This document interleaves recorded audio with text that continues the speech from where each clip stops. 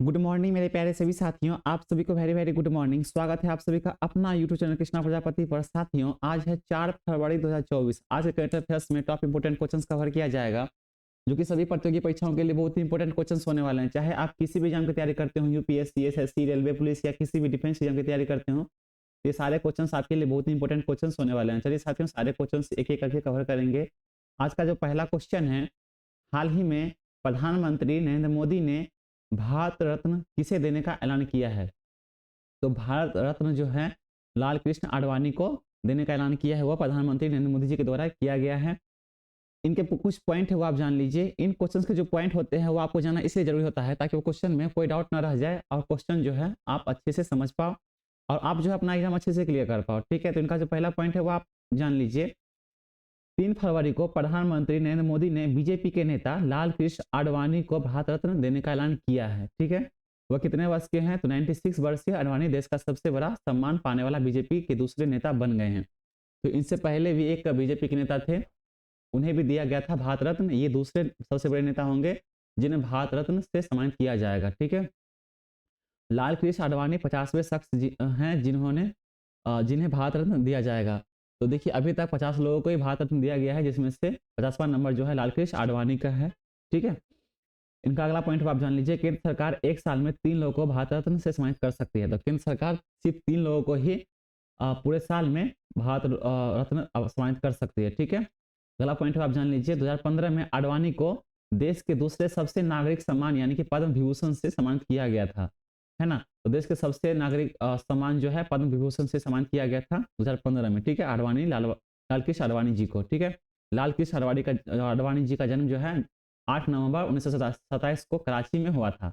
8 नवंबर 1927 को कराची में हुआ था। ठीक है, लाल कृष्ण आडवाणी जी का जन्म, उन्हें भारत रत्न से सम्मानित किया जाएगा। ठीक है, इतना आप याद रखिएगा। अगला क्वेश्चन देखेंगे। हाल ही में किस राज्य के राज्यपाल ने अपने पद से इस्तीफा दे दिया है?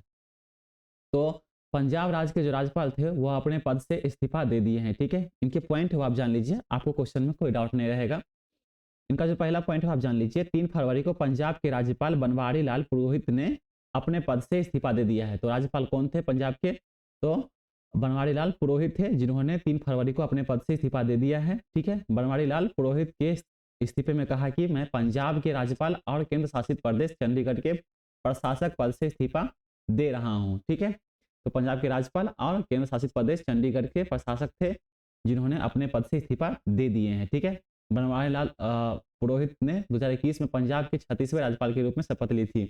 तो पंजाब के जो 36वें राज्यपाल थे वो बनवारी लाल पुरोहित थे, जिन्होंने अपने पद से इस्तीफा दे दिया है। ठीक है, तो किस राज्य के थे? तो पंजाब राज्य के थे। अगला क्वेश्चन देखेंगे। हाल ही में विशाखापट्टनम में भारतीय नौसेना के सर्वे वेसल आईएनएस संध्याय किसके किसके द्वारा किया गया है?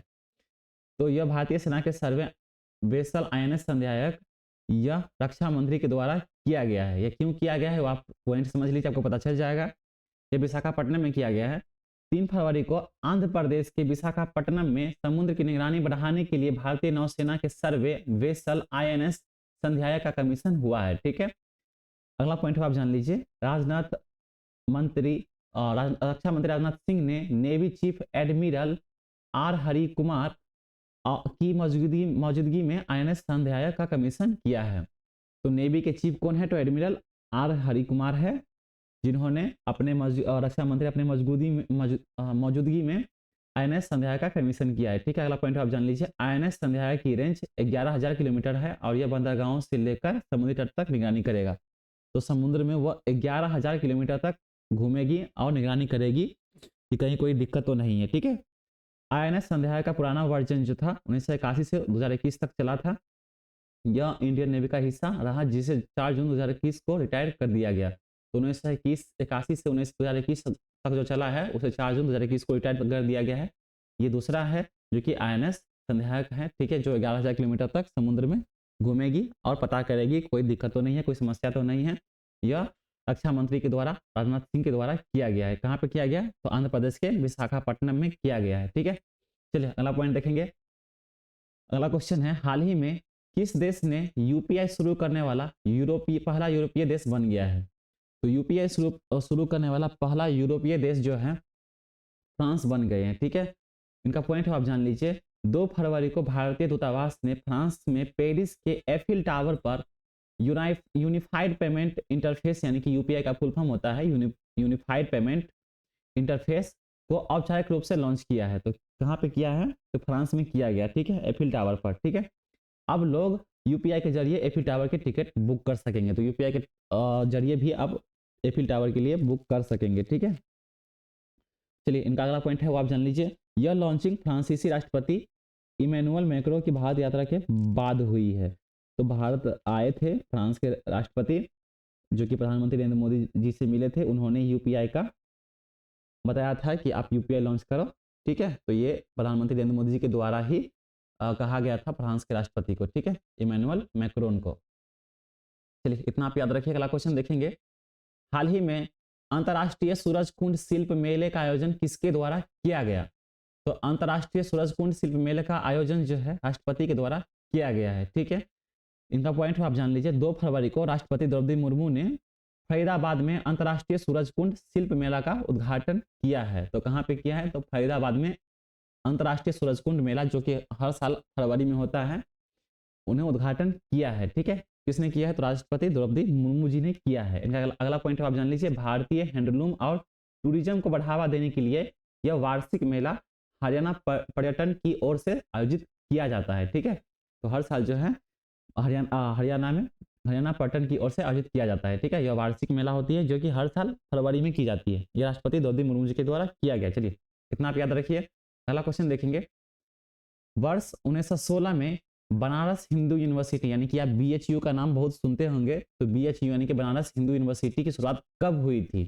तो यह 1916 में हुई थी और वह 3 फरवरी को ही हुई थी शुरुआत। ठीक है, इनकी जो स्थापना बोलते हैं, इनकी शुरुआत जो बोलते हैं, वो 3 फरवरी 1916 में हुई थी बीएचयू की शुरुआत। इनका पॉइंट आप जान लीजिए। पहला पॉइंट है 1916 में बनारस हिंदू यूनिवर्सिटी की शुरुआत हुई थी। इसकी स्थापना महामना मदन मोहन मालवीय ने की थी। तो इसकी स्थापना जो है महामना मदन मोहन मालवीय ने की थी। कब की थी? तो 3 फरवरी 1916 को की थी। क्या किया था? तो बनारस हिंदी यूनिवर्सिटी की शुरुआत की थी। ठीक है, इस तरह से आपको समझने भी हैं, आपको याद भी रखने हैं। अगला पॉइंट आप जान लीजिए। बनारस हिंदू यूनिवर्सिटी उत्तर प्रदेश के वाराणसी शहर में स्थित है। तो बनारस का आप नाम सुने ही होंगे, यूपी में फेमस जगह है बनारस, वहीं पे बनारस हिंदू यूनिवर्सिटी है। इनका अगला पॉइंट आप जान लीजिए। बनारस हिंदू यूनिवर्सिटी को पहले सेंट्रल हिंदू कॉलेज के नाम से जाना जाता था। तो बनारस हिंदू यूनिवर्सिटी नाम पढ़ने से पहले उन्हें सेंट्रल हिंदू कॉलेज के नाम से जाना जाता था। ठीक है, उनकी शुरुआत जो है 3 फरवरी को की गई थी। अगला पॉइंट है आप जान लीजिए। अगला क्वेश्चन है। हाल ही में झारखंड के 12वें मुख्यमंत्री कौन बने हैं? तो बिहार में बनते रहते हैं, लेकिन अभी जो बिहार से अलग हुए थे झारखंड, उन्हीं में 12वें मुख्यमंत्री जो है चंपई सोरेन जी को बनाया गया है। ठीक है, चंपई सोरेन जो है झारखंड के टाइगर माने जाते हैं। ठीक है, इनका पॉइंट है आप जान लीजिए। 2 फरवरी को चंपई सोरेन झारखंड के 12वें मुख्यमंत्री बन गए हैं। ठीक है, इनका अगला पॉइंट है आप जान लीजिए। झारखंड टाइगर के नाम से मशहूर चंपई सोरेन को शिबू सोरेन का हनुमान कहा जाता है। ठीक है, तो वो झारखंड टाइगर के नाम से मशहूर है चंपई सोरेन, जिसे शिबू सोरेन का हनुमान कहा जाता है। ठीक है, तो 12वें मुख्यमंत्री बने हैं झारखंड के। अगला क्वेश्चन है। हाल ही में किस एक्टर ने तमिलनाडु में राजनीतिक पार्टी लॉन्च की है? तो किस एक्टर बोला गया है? तो एक्टर जो है थलापति विजय, जिनकी आप लियो फिल्म देखे होंगे, है ना, अभी हाल ही में रिलीज हुई थी, मास्टर देखे होंगे, वो थलापति विजय की है। वही एक्टर है जिन्होंने राजनीतिक पार्टी लॉन्च की है तमिलनाडु में। कब किया है? तो आप जान लीजिए, पॉइंट में आपको पता चल जाएगा। 2 फरवरी को साउथ एक्टर थलापति विजय ने तमिलनाडु में राजनीतिक पार्टी लॉन्च की है। इनका अगला पॉइंट आप जान लीजिए। विजय का असली नाम जो है जोसेफ विजय चंद्रशेखर है। उन्होंने 18 साल की उम्र में नालैया थिरुपु ने अपना एक्टिंग शुरू किया था। ठीक है, तो अपना एक्टिंग जो डेब्यू किया था वह नालैया थिरुपु से डेब्यू किया था। 18 साल की उम्र में ही किया था। उनका जो विजय थलापति का जो असली नाम है, उनका जो असली नाम है जोसेफ विजय चंद्रशेखर है। ठीक है, कहाँ पे शुरू किया? तो तमिलनाडु में की है, राजनीतिक पार्टी लॉन्च की है। ठीक है, अगला क्वेश्चन देखेंगे। हाल ही में एम्स में ट्रांसजेंडर क्लिनिक शुरुआत कहाँ की गई है?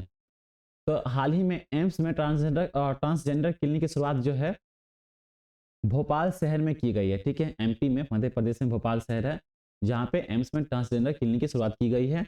ये किसके द्वारा किया गया तो आप जान लीजिए। 1 फरवरी को भोपाल के all India institute of medical science यानी कि एम्स, इनका जो फुल फॉर्म आपको याद रखने हैं। एम्स का जो फुल फॉर्म होता है all India institute of medical science, ठीक है। देश में पहले ट्रांसजेंडर क्लिनिक की शुरुआत की गई है, ठीक है। तो देश में, पूरे देश में जो है पहले ट्रांसजेंडर क्लिनिक की शुरुआत जो है भोपाल शहर में की गई है, ठीक है। एम्स के जो डायरेक्टर हैं वो प्रोफेसर अजय सिंह हैं, जिसके द्वारा ही किया गया है। चलिए अगला क्वेश्चन देखेंगे। हाल ही में किस देश के आर्मी के द्वारा टेक्सटाइल बिजनेस शुरू किया गया है? तो देखिए अभी आर्मी लोग भी टेक्सटाइल बिजनेस जो है, कपड़े का जो बिजनेस है वो शुरू किए हैं। तो वो जो है नेपाल देश जो है, उन्हीं के आर्मी ने टेक्सटाइल बिजनेस शुरू किया है, ठीक है। चलिए इनका पॉइंट है आप जान लीजिए, आपको क्वेश्चन में कोई डाउट नहीं रहेंगे। इनका जो पहला पॉइंट है आप जान लीजिए। 31 जनवरी को नेपाल आर्मी के ऑफिसर्स ने एक पुरानी टेक्सटाइल फैक्ट्री के टेक ओवर के लिए प्रधानमंत्री पुष्प कमल दहल उर्फ प्रचंड के अप्रूवल लिया है। तो नेपाल के जो प्रधानमंत्री है पुष्प कमल दहल उर्फ मतलब प्रचंड, उनका जो उप नाम है प्रचंड है, जो कि उसी से अप्रूवल लिया है नेपाल की आर्मी, ठीक है। नेपाल के आर्मी को हेटोडा कपड़ा उद्योग फैक्ट्री खरीदने की मंजूरी मिली है, जो कि बहुत पहले ये फैक्ट्री बन चुकी थी, जो कि 5 साल 4 साल चली थी, उसके बाद ये फैक्ट्री बंद हो गई थी। तो अभी वो शुरुआत कर रही है नेपाल की आर्मी, जो कि बंद पड़ी थी, ठीक है। चलिए नेपाल की सेना पहले ही पेट्रोलियम, रोड कंस्ट्रक्शन, स्कूल और मेडिकल कॉलेज वाले कारोबार से जुड़ी है। तो नेपाल के जो सेना है वो पहले ही कई संस्थाओं से जुड़ी है, जिसमें से पेट्रोलियम, रोड कंस्ट्रक्शन, स्कूल और मेडिकल कॉलेज हैं, और अभी जो है टेक्सटाइल बिजनेस भी शुरू कर रही है, ठीक है। किसने अप्रूवल दिया है तो प्रधानमंत्री पुष्प कमल दहल जी ने अप्रूवल दिया है, ठीक है। अगला क्वेश्चन देखेंगे। वर्ष 1953 में अखिल भारतीय खादी और ग्रामोद्योग बोर्ड का गठन कब किया गया था? तो अखिल भारतीय खादी और ग्रामोद्योग का बोर्ड का गठन जो है 2 फरवरी को किया गया था, ठीक है। 1953 ईस्वी में किया गया था। इनका पहला पॉइंट आप जान लीजिए। 1953 में अखिल भारतीय खादी और ग्रामोद्योग बोर्ड का गठन किया गया था। इसका हेडक्वार्टर जो है महाराष्ट्र के शहर मुंबई में स्थित है, ठीक है। चलिए इतना आप याद रखिए। 3 फरवरी के जो कुछ महत्वपूर्ण दिन हैं, जो कि आपको याद रखने हैं, इंपॉर्टेंट डे होते हैं जिन्हें आपको याद रखने हैं कि कब हुआ था, किस दिन हुआ था, और निधन हुआ था या गठन हुआ था, ठीक है, या कोई जीता था, ठीक है, या किसने वर्ल्ड कप जीता था, किसका निधन हुआ था, किसकी जन्म हुई थी। तो ये कुछ इंपॉर्टेंट डे होते हैं, वो आपको याद रखने हैं। तो 3 फरवरी के कुछ महत्वपूर्ण दिन हैं, जो कि 3 फरवरी के दिन ही हुई थी, ठीक है। तो किस ईस्वी में हुई थी वो आप जान लीजिए। इनका पहला पॉइंट है 2018 में भारत चौथी बार अंडर 19 क्रिकेट वर्ल्ड कप जीता था। तो आपको पूछा जाए कि अंडर 19 क्रिकेट वर्ल्ड कप कब जीता था? 2018 में 3 फरवरी के दिन जीता था, जो कि चौथी बार जीता था, ठीक है। अगला पॉइंट आप जान लीजिए। 2007 में चीन ने मल्टीपर्पज नेविगेशन सैटेलाइट को अंतरिक्ष की कक्षा में स्थापित किया था। तो चीन ने अपने मल्टीपर्पज नेविगेशन सैटेलाइट जो है अंतरिक्ष की कक्षा में स्थापित कब किया था? तो 3 फरवरी 2007 में किया था, ठीक है। इस तरह से आपको याद रखने हैं। अगला पॉइंट आप जान लीजिए। 3 फरवरी 2003 में भारत ने उज्बेकिस्तान के साथ आतंकवाद के खिलाफ ज्वाइंट टास्क फोर्स का गठन किया था। तो भारत ने उज्बेकिस्तान के साथ आतंकवाद के खिलाफ ज्वाइंट टास्क फोर्स का गठन कब किया था? तो 2003 ईस्वी में 3 फरवरी के दिन किया था, ठीक है। इनका अगला पॉइंट आप जान लीजिए। 1988 में भारत की पहली परमाणु सबमरीन यानी कि आईएनएस चक्र सेना में शामिल हुई थी, ठीक है। तो भारत की पहली परमाणु सबमरीन जो थी आईएनएस चक्र, वो कब शामिल हुई थी? तो 1988 ईस्वी में हुई थी, 3 फरवरी के दिन। चलिए अगला क्वेश्चन देखेंगे। पॉइंट है 1972 में जापान के सप्पोरो में एशिया में पहली बार शीतकालीन ओलंपिक गेम्स का आयोजन हुआ था। तो जापान के सप्पोरो में एशिया में पहली बार शीतकालीन ओलंपिक गेम्स का आयोजन कब हुआ था? 1972 ईस्वी में हुई थी, 3 फरवरी के दिन। चलिए अगला पॉइंट है। वर्ष 1969 में तमिलनाडु के पूर्व मुख्यमंत्री CN अन्नादुरई का निधन हुआ था। आपको पूछा जाए कि तमिलनाडु के जो पूर्व मुख्यमंत्री थे अन्नादुरई, उनका निधन CN अन्नादुरई, उनका निधन कब हुआ था? तो 1969 ईस्वी में 3 फरवरी के दिन हुआ था, ठीक है। अगला पॉइंट देखेंगे। 1942 में जावा पर पहला जापानी हवाई हमला कब हुआ था? तो 1942 ईस्वी में जावा पर जो है हवाई हमला जापानी के द्वारा किया गया था, जापानी हवाई के द्वारा हमला हुआ था, जो कि 3 फरवरी 1942 में हुई थी, ठीक है। अगला पॉइंट आप जान लीजिए। वर्ष 1934 में पहली बार हवाई जहाजों से पार्सल भेजने का सिलसिला शुरू हुआ था। तो पहली बार जो है हवाई जहाजों से पार्सल भेजने का सिलसिला कब शुरू हुई थी? तो 1934 में ही शुरू हो गई थी। ठीक है, अभी भी चल ही रही है, अभी तो बहुत फास्ट हो गई है, अभी तो कितने सारे जहाज भी आ चुके हैं। तो पहली बार जो है हवाई जहाजों से पार्सल जो है 1934 ईस्वी में 3 फरवरी के दिन की गई थी। ठीक है, अगला पॉइंट आप जान लीजिए। 1925 में भारत की पहली बिजली से चलने वाली ट्रेन मुंबई से कुर्ला के बीच शुरू हुई थी। तो पहली बिजली से जो चली थी ट्रेन वो मुंबई से कुर्ला के बीच चली थी, जो कि 1925 ईस्वी में ही शुरू हुई थी। ठीक है, अभी तो सारा का सारा इंजन तो बंद ही कर दिया गया है, सारी बिजली से ही चलते हैं ट्रेन। तो 3 फरवरी 1925 में पहली बार जो है शुरू हुई थी, जो कि मुंबई से खुल के कुर्ला तक जाती थी। ठीक है, अगला पॉइंट है आप जान लीजिए। 1815 में दुनिया में पनीर उत्पादन का पहला कारखाना स्विट्जरलैंड में खोला गया था। तो दुनिया में पूरे वर्ल्ड में जो पहली बार जो है पनीर उत्पादन का जो पहला कारखाना जो है स्विट्जरलैंड में खोला गया था, वह 3 फरवरी 1815 में खोला गया था। उसी तरह इस तरह 3 फरवरी के महत्वपूर्ण दिन है, उसी तरह 2 फरवरी के भी कुछ महत्वपूर्ण दिन हैं जिन्हें आपको इंपॉर्टेंट डे है, जिन्हें आपको बहुत याद रखने ही रखने हैं। ठीक है, तो 2 फरवरी के जो महत्वपूर्ण दिन है उनका पहला पॉइंट है आप जान लीजिए। 2008 में पूर्व राष्ट्रपति प्रतिभा पाटिल ने कर्नाटक की पहली लग्जरी ट्रेन गोल्डन चैरियट की हरी झंडी दिखाकर रवाना किया था। तो कर्नाटक की जो पहली लग्जरी ट्रेन थी वो पूर्व राष्ट्रपति जो थे प्रतिभा पाटिल कर्नाटक की पहली लग्जरी ट्रेन गोल्डन चैरियट की हरी झंडी दिखाकर रवाना किया था। तो पहली लग्जरी ट्रेन जो थी गोल्डन चैरियट, उसे हरी झंडी दिखाई थी किसके द्वारा? तो राष्ट्रपति प्रतिभा पाटिल के द्वारा, जो कि कर्नाटक में की गई थी। ठीक है, कब की गई थी? तो 2 फरवरी 2008 में की गई थी। अगला पॉइंट आप जान लीजिए।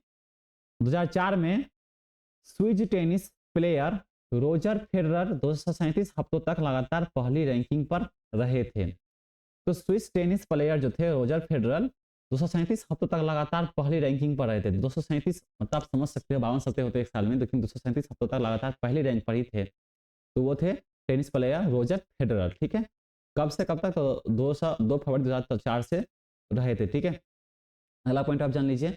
वर्ष 1999 में ऑस्ट्रेलियाई कप्तान मार्क टेलर ने इंटरनेशनल क्रिकेट से संन्यास लिया था। तो ऑस्ट्रेलियाई कप्तान जो थे, ऑस्ट्रेलिया के कप्तान मार्क टेलर थे, जिन्होंने इंटरनेशनल क्रिकेट से संन्यास जो है 1999 ईस्वी में 2 फरवरी के दिन लिया था। ठीक है, अगला पॉइंट आप जान लीजिए। वर्ष 1997 में चीन और अमेरिका के बीच कपड़ा व्यापार विवाद को खत्म करने के लिए समझौता हुआ था। तो चीन और अमेरिका जो है एक दूसरे के कट्टर दुश्मन जो माने जाते हैं, रूस, चीन, अमेरिका, ये सब जो बड़े बड़े बोलते हैं कि मैं बड़ा हूँ तो मैं बड़ा हूँ, लेकिन अमेरिका सबसे पावरफुल देश मानी जाती है। तो जो कि चीन और अमेरिका के बीच जो कपड़ा व्यापार विवाद का जो खत्म करने का समझौता हुआ था वह 2 फरवरी 1997 में हुआ था। ठीक है, अगला पॉइंट आप जान लीजिए। वर्ष 1952 में मद्रास में भारत ने पहला टेस्ट क्रिकेट जीता था। ठीक है, तो भारत जो है पहला टेस्ट क्रिकेट कहाँ पे जीता था? तो मद्रास में जीता था, जो कि 2 फरवरी 1952 में जीता था। ठीक है, अगला पॉइंट आप जान लीजिए। वर्ष 1913 में न्यूयॉर्क के ग्रैंड सेंट्रल टर्मिनल की ओपनिंग हुई थी। ठीक है, तो न्यूयॉर्क में जो है ग्रैंड सेंट्रल टर्मिनल की ओपनिंग कब हुई थी? तो 2 फरवरी 1913 में हुई थी। अगला पॉइंट आप जान लीजिए। वर्ष 1901 में क्वीन विक्टोरिया का अंतिम संस्कार हुआ था।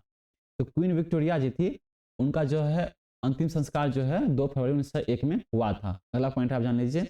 वर्ष 1626 में चार्ल्स प्रथम इंग्लैंड के राजा बने थे। तो 1626 ईस्वी में ही चार्ल्स प्रथम जो थे, आप बहुत बार पढ़े होंगे चार्ल्स प्रथम कौन है? तो इंग्लैंड के राजा थे, जो कि पहली राजा बने थे, जो कि 2 फरवरी 1626 ईस्वी में ही बने थे। ठीक है, तो सदियों की बात है।